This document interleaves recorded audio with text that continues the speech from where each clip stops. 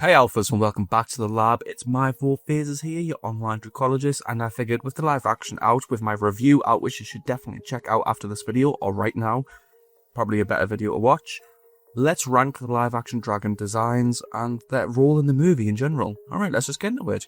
This is every live action httyd dragon ranked. Alrighty, so this is pretty much every dragon we'll see. You've got Toothless, the Gronckle, the Terrible Terror, Squirrel, Monstrous Nightmare, Deadly Nadder, Rumblehorn, Zippleback, and of course, the one and only Queen of the Dragons, Red Death. But as I mentioned in my review, there was a couple of other dragons. There's one in the water with spikes, which could possibly a Thunderdrum or a Scauldron, that I'm not including in this. But if I had to rank them, I'll just put them on at the end, my full ranking, and I'll obviously have an image of my full ranking on screen. There's also potentially Sentinel dragons, which also I'm not going to include just because, unless we get some confirmation, and as of right now, the US release is still a day away, I will add it in or put a comment in with the rankings. Anyways, let's just get into it. So let's start with Toothless. What did you expect? Of course, Toothless is going to get STA. He's the main protagonist. In this movie, he's pretty much the exact same. They managed to keep all the personality, everything, flight scenes, and he's still powerful.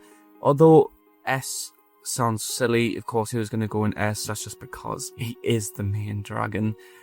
I don't really have any justification for that. If I was to do it the original, I'd put an S. In terms of power scaling, the Knife Fury isn't most powerful, that's just called plot armor.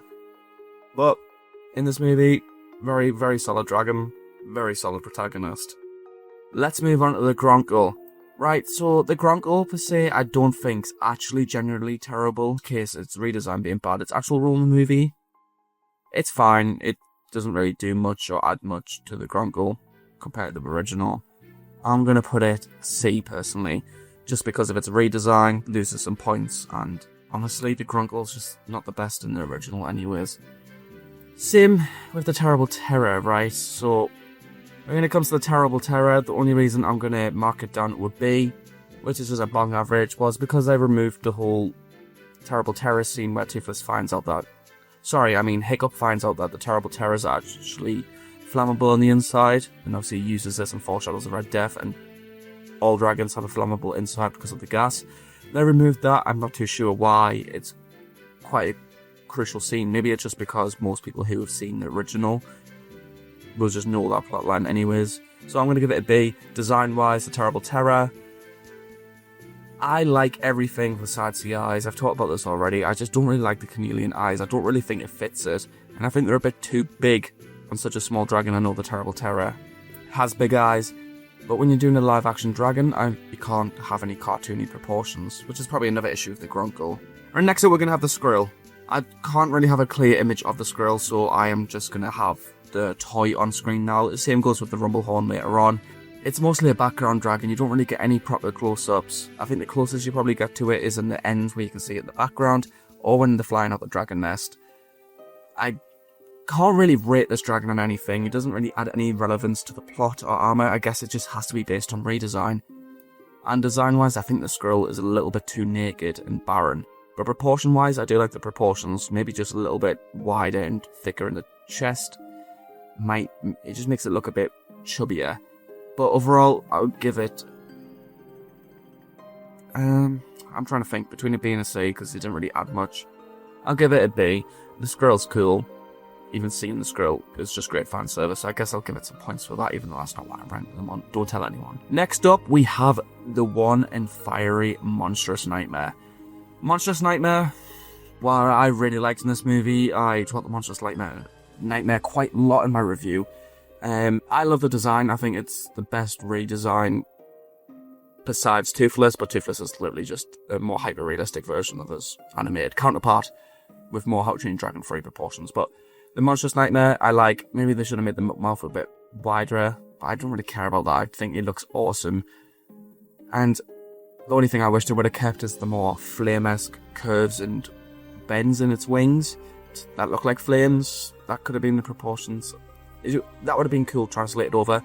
But actual design-wise, I really have no problem with this dragon. Its role in the movie is great too.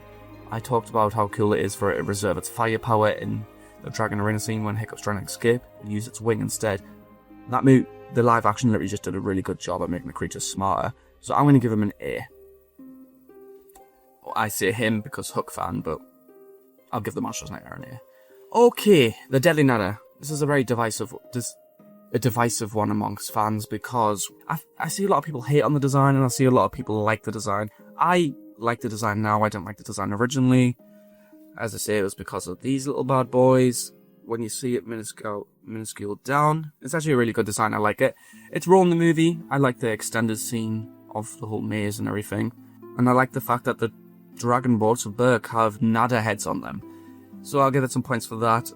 Obviously, not much of these dragons done a huge role in the movie, besides probably the Red Death and Toothless, and then partially the Gang's dragon, so I'll give it points. I'll give points to the Deadly Nadder for obviously being Stormfly, and I like the whole battle with Astrid. I like the cinematography and action in that, and I like the fact that they nearly have the Deadly Nadder get its tail bit off by the Red Death. I think that was awesome.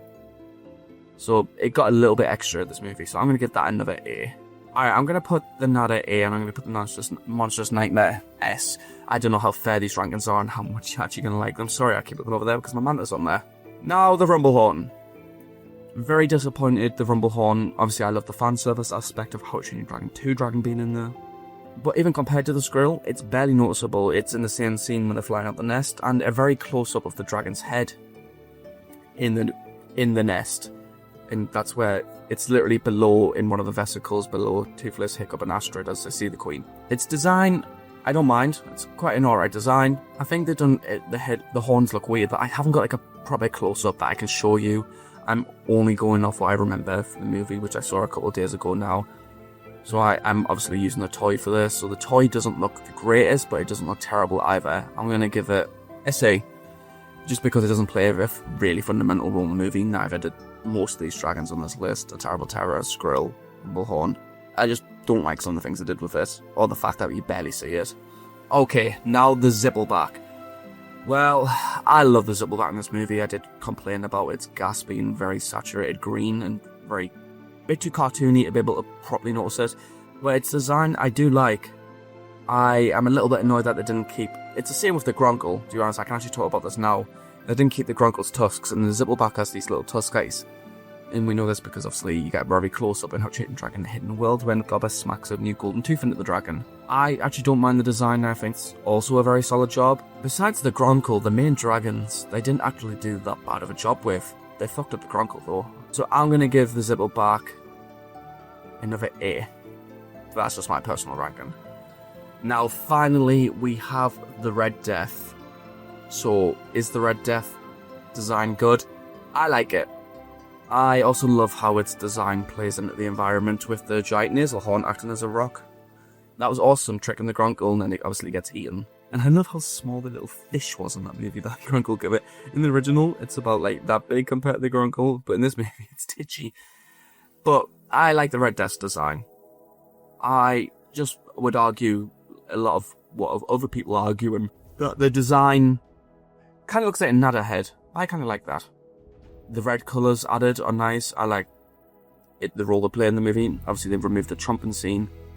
Well, Nelly chomping, Hiccup and Toothless and Astrid. But she was definitely still intimidating in this movie, and the biggest size is awesome, even if it's more monster movie stuff. But I keep saying but. I like the club tail. I love some of the extra scenes that they give us. Running across the sea stacks. The fact that it has so much more teeth gives it a more menacing appearance. I like how they're cracked and old. I like the design. It's not going to be for everyone. Isn't the best. Okay, I will admit that it's not great, but I don't mind it. And I kind of like it. So I'm going to put it at an A. Not everyone's going to love them. Not everyone's going to hate them. So do not judge me for liking a dragon's design that you may not.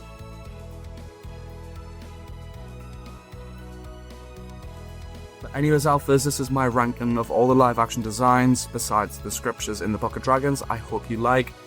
Tell me down below what you would have changed, and if you agree with any of my decisions. Of course, it's fine if you don't. We're all here to have different opinions, as long as we don't judge each other for having different opinions. Turn on post notifications so you never miss a video by me. I do have a Patreon, and June has been a very busy month on the channel. I have non-stop doing content. So yeah. I have a Patreon you can check out. I also have a YouTube membership. Anyways, Alphas, keep your hearts brave and flying high, and happy dragon trading.